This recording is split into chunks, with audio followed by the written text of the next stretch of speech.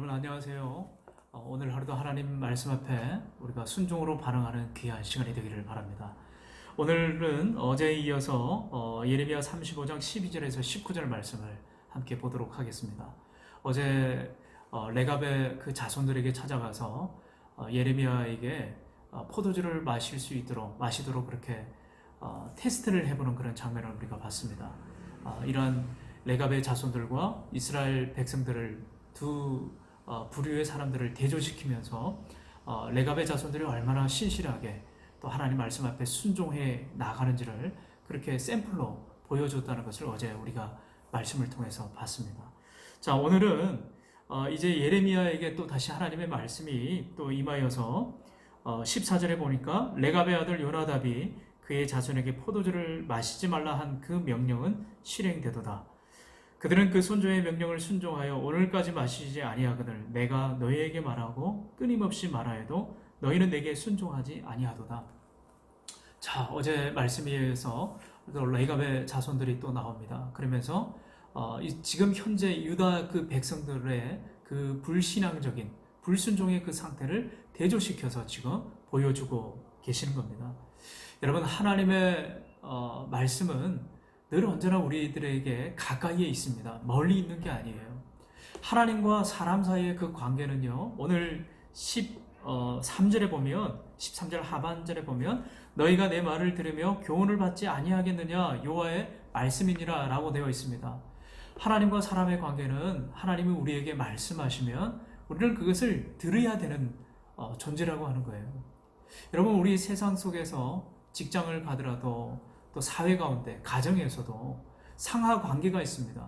부모님이 말씀하시는 것을 들어야 하고 또 복종해야 되고 순종해야 돼요. 직장인도 마찬가지죠. 위에 상관이 나보다 직급이 높은 사람들이거나 일을 할 때 그 관계에 있어서 그 말하는 것을 우리가 듣고 순종하고 따라야 되는 것이 이 세상의 법칙입니다.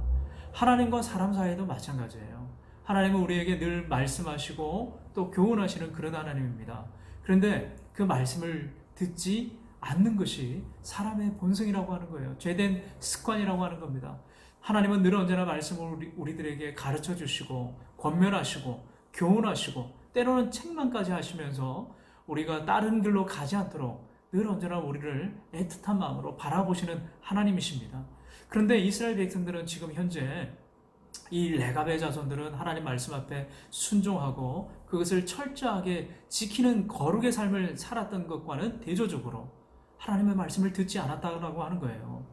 여러분 15절에 보면은 내가 내 종 모든 선지자를 너희에게 보내고 끊임없이 보내며 이르기를 너희는 이제 각기 악한 길에서 돌이켜 행위를 고치고 다른 신을 따라 그를 섬기지 말라. 그리하면 너희는 내가 너희와 너희 선조에게 준 이 땅에 살리라 하여도 너희가 귀를 기울이지 아니하며 내게 순종하지 아니하였느니라.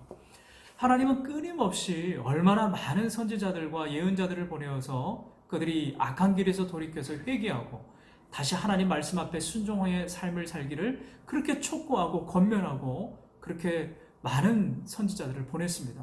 그러나 그럴 때마다 그들은 거부했다고 하는 거죠. 하나님의 말씀을 듣기를 원하지 않았다고 하는 거예요. 여러분 17절에 보면 그래서 모든 재앙을 내리리니 이는 내가 그들에게 말하여도 듣지 아니하며 불러도 대답하지 아니함이니라 하셨다 하라. 하나님의 말씀의 그 불순종의 그 대가는 너무나도 참혹했습니다. 참담했습니다.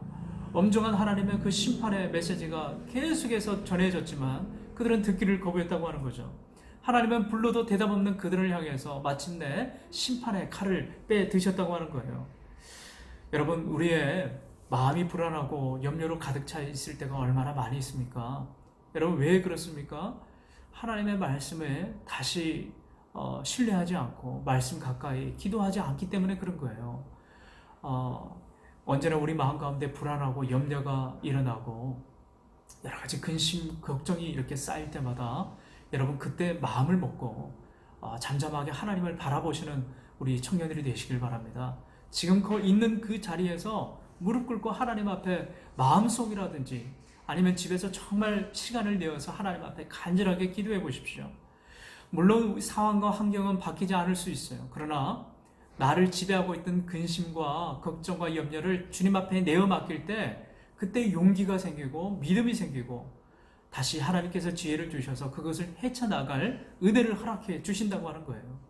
사랑하는 청년 여러분, 하나님의 그 말씀 앞에 우리가 순종함으로 반응하는 우리 청년들의 삶이 되기를 원합니다. 늘 언제나 주님은 우리를 부르신다고 하는 거예요.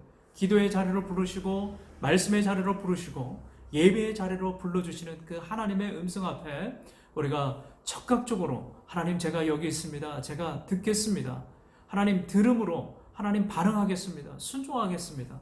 그렇게 하나님 앞에 순종의 삶을 살아가는 이 세상의 욕망과 세속적인 그런 가치관을 따르는 것보다 하나님의 말씀의 가치, 하나님께서 우리의 우선순위입니다. 최고의 으뜸되는 그 가치 바로 하나님이십니다. 하나님을 높여 올려드리고 하나님께 영광 올려드리며 그래서 하나님께서 주시는 그 복과 은혜를 누리시는 사랑하는 우리 모든 청년들의 삶이 되시기를 주님의 이름으로 축원합니다.